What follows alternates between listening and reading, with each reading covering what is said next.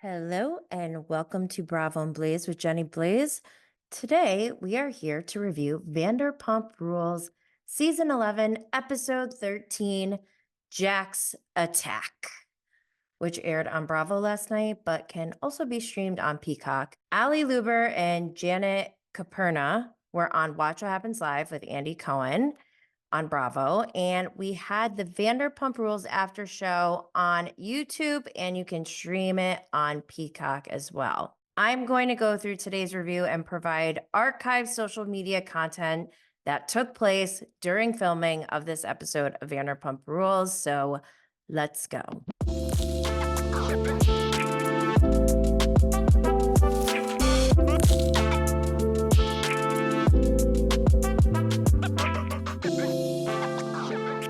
If you are new here, I am a big fan of Countess Luann de Lesseps' infamous line, "Be cool, don't be all like uncool." I try to live by this quote, and we do live by this quote here on Bravo and Blaze. So just know that this podcast is for entertainment purposes only. However, make sure you subscribe, follow, share, like, comment, and leave a 5-star rating. So far this season of Vanderpump Rules, I've tried to quit covering Vanderpump Rules and failed, obviously. However, I did interview Peter Madrigal to announce his new reality TV network that he is launching in June. He also gave us insight into why he didn't return to Vanderpump Rules season 11. Make sure you go check that out. There will be a link available for you in the show notes.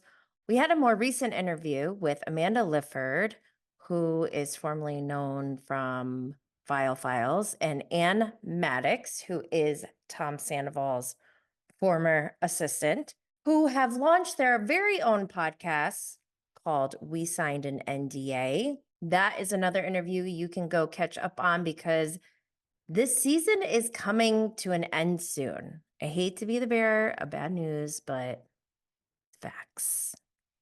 If you are a podcast listener, you may want to check out the visuals here on YouTube because some of the social media content is just static images or video with background music that I can't play. Also, as a reminder, I cannot include the footage caught by paparazzi outlets like Backgrid and TMZ. So make sure you check out all the clips on social media at Bravo and Blaze, specifically Instagram, because there is a lot. I can't even keep up with it all on TikTok, and YouTube doesn't let me post those clips in YouTube Shorts either. So that's how we're doing it. I posted some paparazzi footage on social media from Backgrid on August 16th, 2023. It was filmed immediately before Sandoval entered Schwartz's apartment, where we saw the scene of Sandoval crying over the podcast to Schwartz. And I know, like, Tom Sandoval owes nothing to paparazzi, but he very blatantly lied. He said he didn't hear the podcast, didn't know about it. And then next thing you know, he's crying about it in Schwartz's apartment. So I just thought that was interesting, just saying. Okay. Before we dive into this week's episode, we are going to go through social media content and what's been going on, or the weekly Vanderpump Rules news, if you want to call it quote unquote news. One thing that I thought was hilarious. So on last week's after show of Vanderpump Rules, there's a clip of James calling Tom Sandoval's band a fake joke Clown Town band. James commented and said, "Clown Town was a kid's jungle gym in London," laugh emoji. I had a birthday there when I was 7. Oh, I love when this is interactive. It's so fun.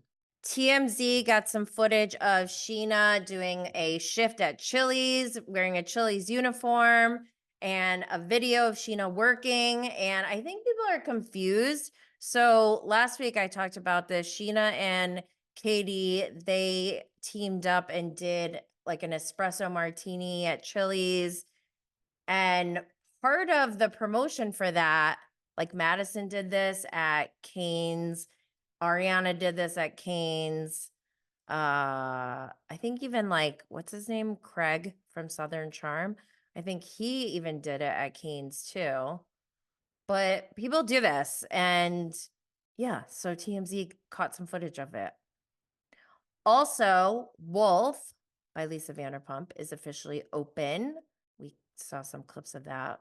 The finale episode. I asked you all, what should we do? Because it's coming up soon. It's in 2 weeks. These are some of the responses. Dying for the reunion. A watch party with other VPR fan/addicts. With an enema because of all the bullshit this season fed us. That's funny.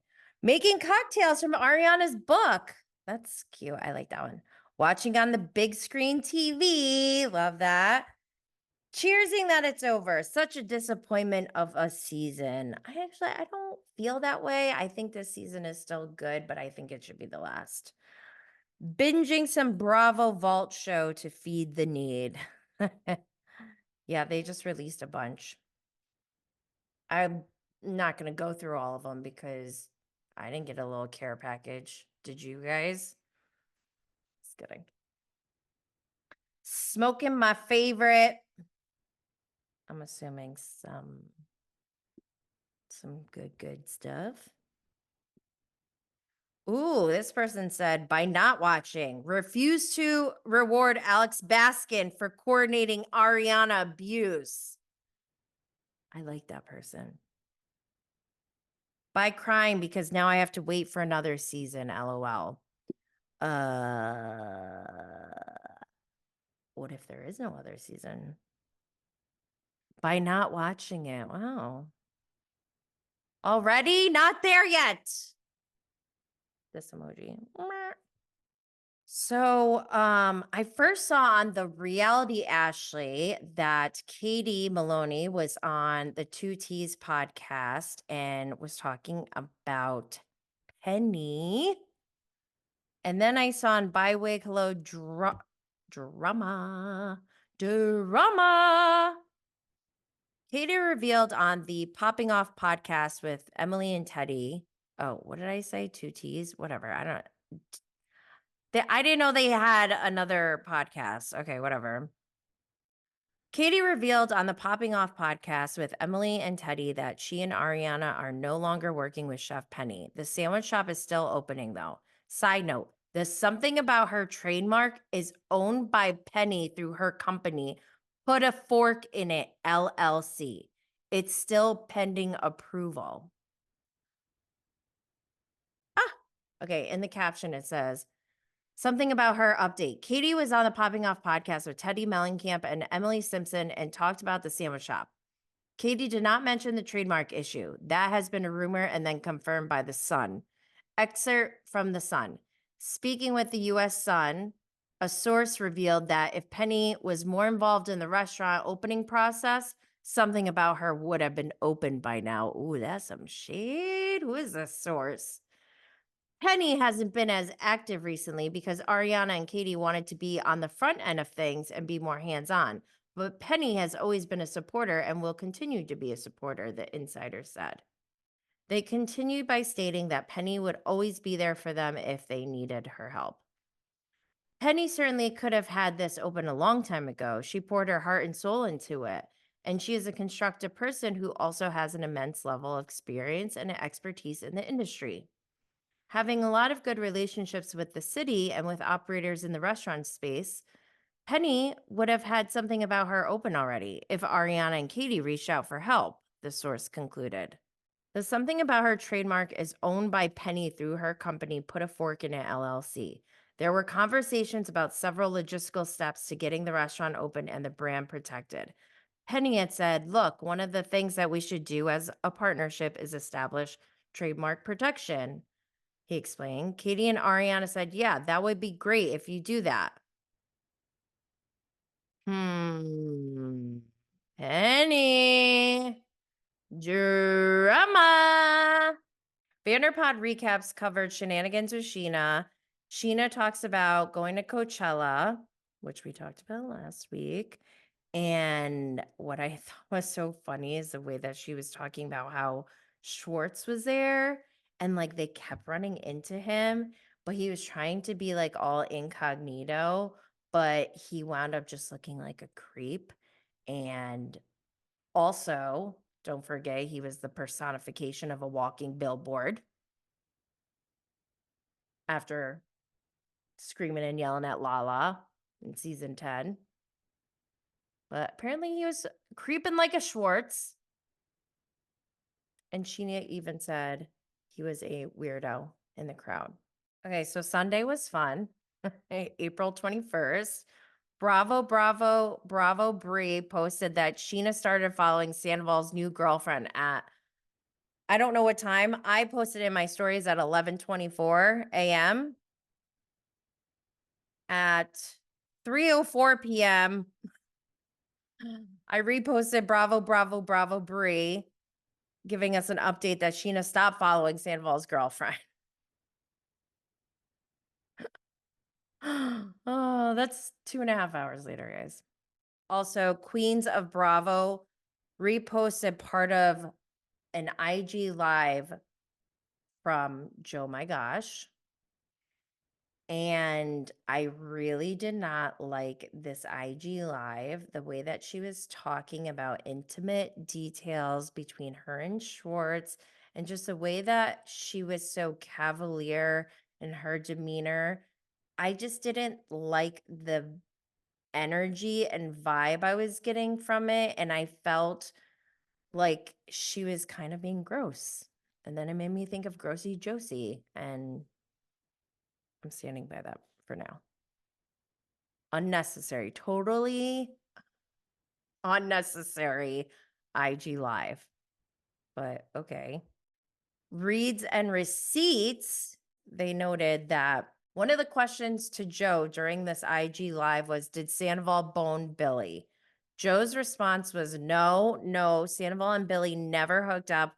Never, never. Billy Lee is one of my best friends. No, no, no. And to that, I say, Billy Lee is one of my best friends is like the biggest red flag I've ever heard. Like, you in danger, girl. Hello. Danger. Watch your back. Bywig Hello Drama. I basically get everything from Bywig Hello Drama. They posted a clip of Good as Gold, the Screamo version, with Schwartz getting a drink poured on his head. And let's not forget, Schwartz has been seen pouring a drink on Stassi's head, I think season 1, on her birthday. And on his wife's head, Katie. She wasn't his wife yet, but still. Karma. We need that. Also from Bywig Hello Drama. Ariana Madix was at the LA Times Festival of Books, and someone from Reddit, Lucky Duckling 8989, recapped a bit of it. Nice, Lucky Duckling 8989, pulling through MVP. Okay, I don't even know what's in this. Yeah, I haven't read it. I wish I recorded more, but I really wanted to enjoy it without having a phone the whole time. I did also add a video in another post. She did mention the following. 1, the fact that she didn't think she could do a book alone the first time. Partly because she really felt that way, and partly because Sandoval added to that fear. I'll never forgive him for that. And once Sandoval did what he did, made her realize how strong she was and she could do anything, including a book. 2, she wants to make a mocktail book someday for the pregnant people and sober folk like me and me, literally. Oh my gosh, Lucky Duckling, love you. 3, she said that Vanderpump and all reality TV always gives all sides of situations, always and forever. She was prepared for the redemption arc because it's the nature of storytelling with this particular situation. But she thinks he's not contributing to his own redemption. True story. Number 4, she thought the season went differently with the girls during filming, and watching it now, she said, quote, I thought we were like Spice Girls, yay, but no. 5, she was asked if VPR is beneficial to her anymore, and she had to say she couldn't comment on those choices, but she would make the right choice that worked for her if it made sense in the future. 6, she was asked if she was prepared for a villain edit, and she made a joke, you don't think I'm getting the villain edit? And laughed, fully knowing she's been seen and edited a certain way. She was so diplomatic about how shows work, though. So it felt like she either wasn't that mad or was more than prepared for this. She also mentioned the timing of filming so quick after the season 10 reunion both helped and harmed her healing. She said, we all saw her at her messiest because in trauma, fight, flight, freeze, or fawn, she freezes. So she's hiding out in her room with all of her boxes and belongings because she's hunkering down and freezing up so quickly after everything. But she's happy it helped her push through some of the awkwardness, and it gave her pieces to work with day by day to heal. And then there's some pictures. So Monday morning, I wake up to Face Reality 16 posts. Apparently, Jax has a thing for public bathrooms. Jax and the two Toms were somewhere in Canada over the weekend doing an appearance, and there was so much drama going on. I can't even cover all of the Valley drama, so I might leave that for a Patreon episode. But the rumor is allegedly Jax and his publicist banged in the bathroom.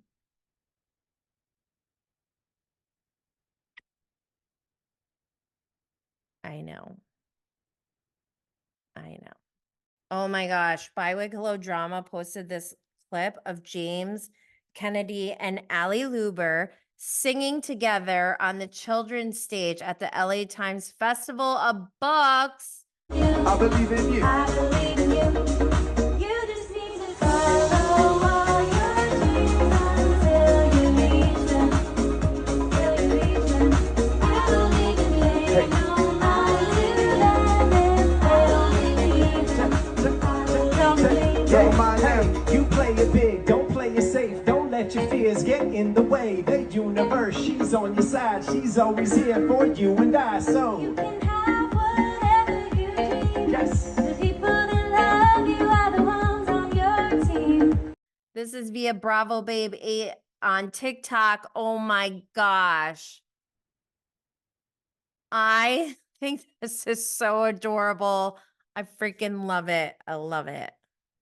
So cute.